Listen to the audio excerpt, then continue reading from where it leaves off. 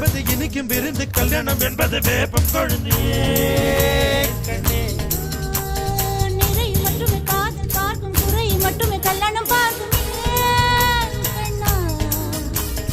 காதல் பார்ப்பது பாதி கண்ணில், கல்யாணம் பார்ப்பது 4 கண்ணில் அடி பெண்ணே.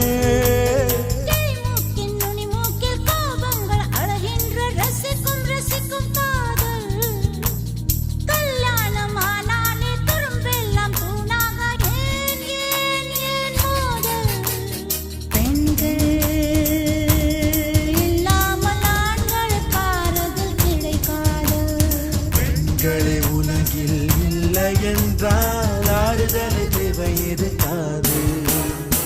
செப்டம்பர் மாதம்